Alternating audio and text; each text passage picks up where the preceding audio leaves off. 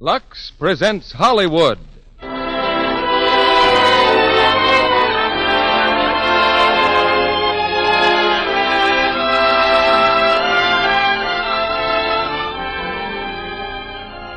The Lux Radio Theater brings you Nelson Eddy, Susanna Foster, and Basil Rathbone in The Phantom of the Opera with Edgar Barrier.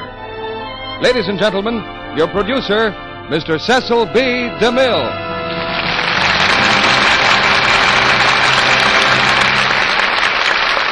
Greetings from Hollywood, ladies and gentlemen. A Broadway first night thrills the few hundred people who can enjoy the play. A Hollywood premiere is exciting for the few thousands who gather to see the stars.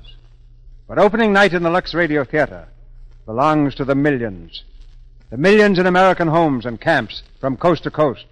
And it belongs to our boys in uniform beyond the seas, who join us for the first performance of our 10th season. The real adventure is not in the lights or the crowds, but in the historic privileges of the theater, in hearing a famous star score again in a brand new role, and in the joy of discovering a new star.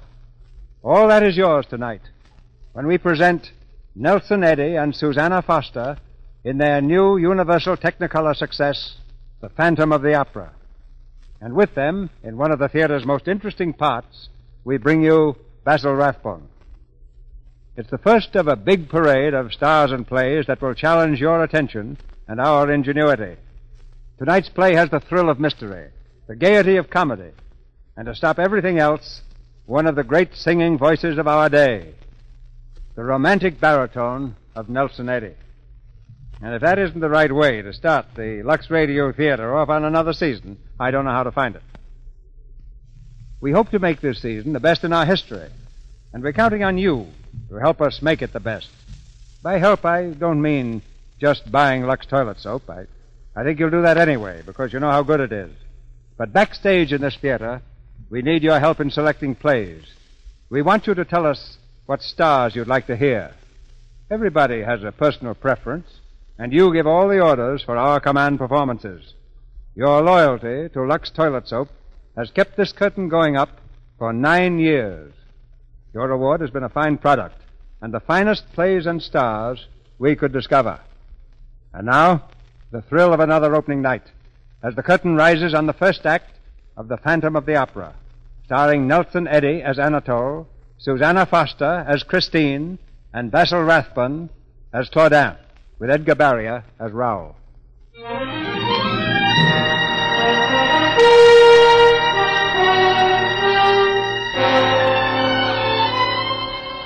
In the year 1880, the old Paris Opera stood like a giant torch in the heart of the city, 1,000 windows ablaze with light. But there were shadows, too. Shadows that flitted high in the gallery over the great stage. Shadows that lingered in the sub-cellars far beneath the street, where the black sewers of Paris ran sluggishly in the dark. But we were not concerned with these things, or so we thought at the time. We of the opera knew only the light of the dressing rooms, the bright gaiety of the stage. I suppose it all began the night we sang Martha. The house was crowded, enthusiastic. There were no shadows for us that night.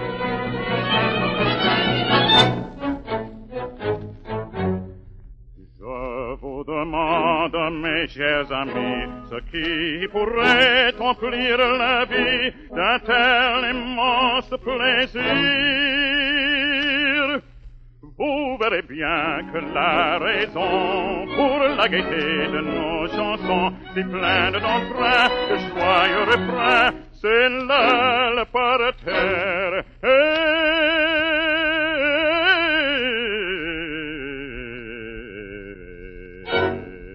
À nos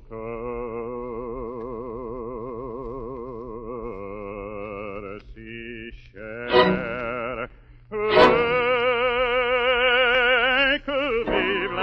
Allons, vivons les premiers amis chantons.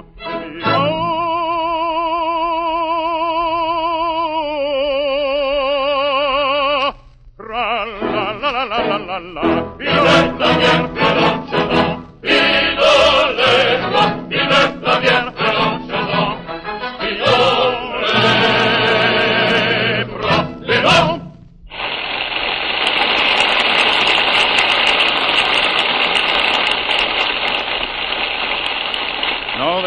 morning that night, no hint of the strange things that were about to happen. But I noticed at the finale that Christine was not on stage for the curtain call. Christine Dubois, who sang the role of Nancy. It was not like her to miss the finale of the act. Oh, que Dieu t'enseigne les marches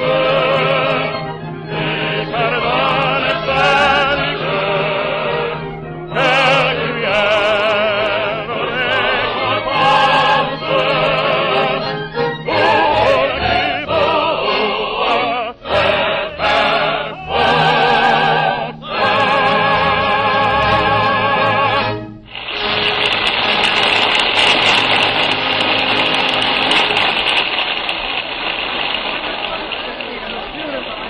Backstage, when the curtain had fallen, I saw Christine hurrying to her dressing room.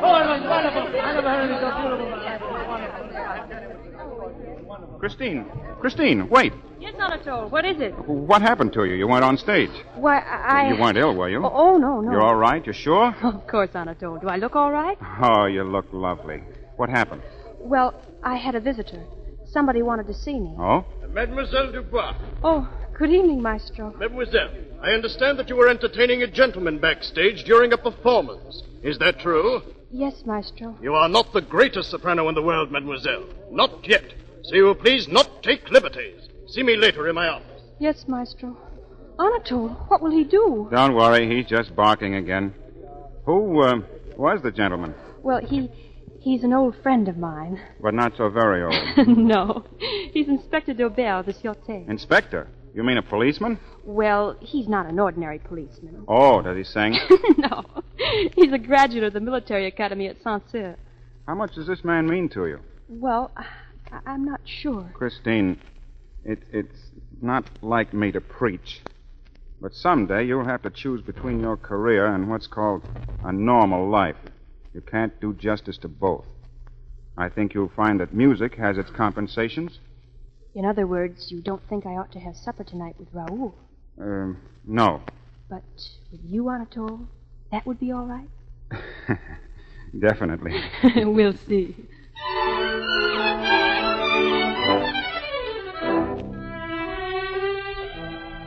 There was another man that night who missed Christine's appearance during the finale. His name was Éric Claudin, a violinist. He was a strange man, this Claudin. Quiet, almost shy, but a brilliant musician. When Christine came from Villeneuve's office, Claudin was waiting in the passage. Good evening, mademoiselle. Good evening, Claudin. Monsieur Villeneuve will see you now. Thank you, mademoiselle. Good night.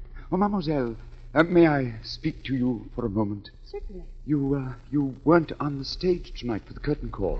Everyone in the theater seems to have noticed that. It's really quite flattering. Why weren't you there? What?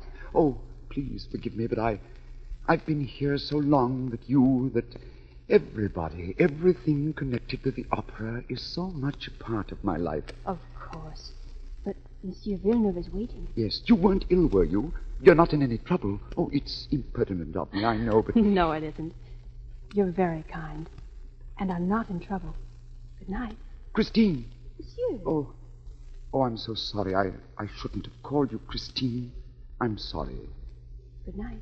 Good night, mademoiselle. Come in. Oh, Claudin.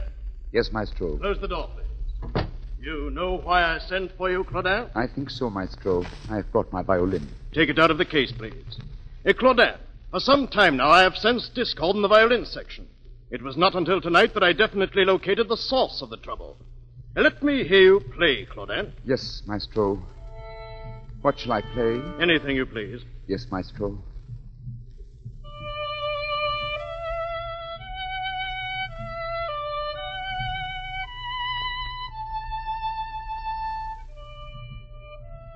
Wait a moment. What is that? A little song. A lullaby from Provence, where I was born. Oh, it is very nice, very charming. I've written a concerto on the theme. Yes, charming, Claudin, but too simple.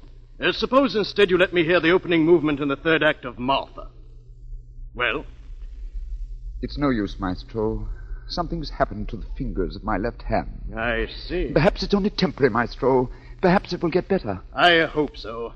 In the meantime, I'm sorry, Claudin, very sorry. You've been with us a long time. 20 years.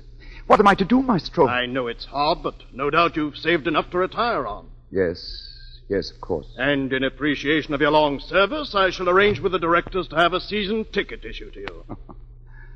Thank you, Maestro.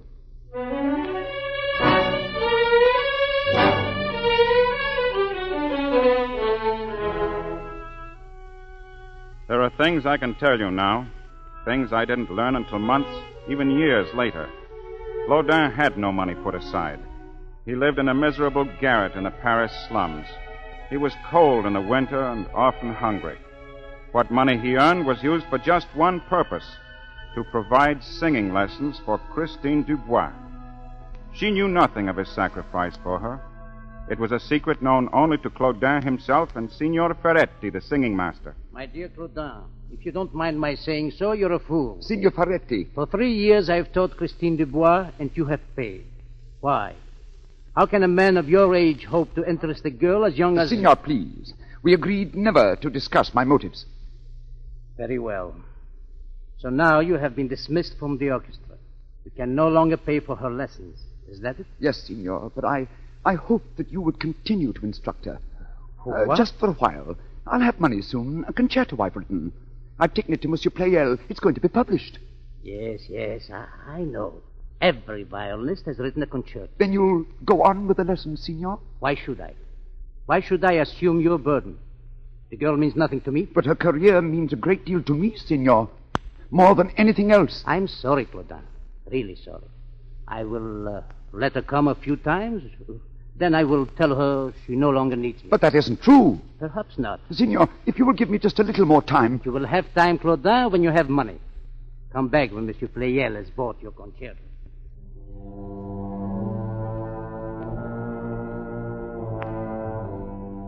For weeks, Claudin haunted the publisher's office, but always it was the same story.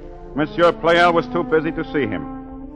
One evening, just at dusk, Claudin forced his way past the manager, up the stairs into Pleyel's study. Who's that? Monsieur Pleyel. What are you doing here? I've been waiting to see you since this morning. Didn't they tell you I was busy? Georgette, more acid, please. Is this the bottle? The blue one, dear. Pour it in the tray and be careful, dear. Monsieur Pleyel. This should be the best etching I've ever made, Georgette. Monsieur. Will you please be careful? Those trays contain etching acid. Would you like to burn the skin from your hands? I'm sorry, monsieur, but my manuscript. I must find out about my concerto. Georgette, would you mind giving the fellow his manuscript? You'll find it on the table if it's anywhere. What is your name? Claudin. Eric Claudin. Claudin? I don't see it. No, it wouldn't be there. It's a large manuscript in a portfolio. Well, I'm sorry, but I don't know where it is. Oh, but it must be here.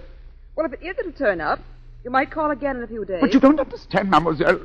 It's the only copy I have. It represents 2 years' work. You heard what the lady said. Get out. But it was brought into this office. It must be here. It must be found. Did we ask you to bring your manuscript to us, Claudin?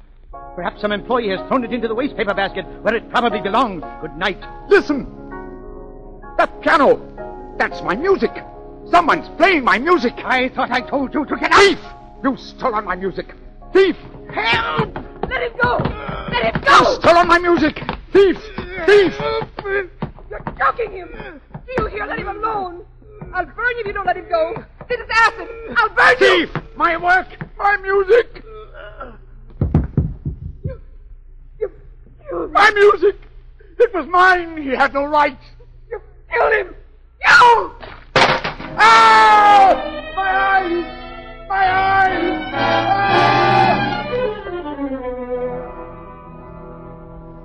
In that room, a man lay dead on the floor, and Claudin stumbled down the steps, screaming in agony, the acid burning into his face. Ah! Into the street he ran with his hands before him, groping his way blindly through the darkness. Ah! He was seen once on the Rue du Jardin and again in a dim street near the opera. And then he was gone, lost in the black of the night. Ah!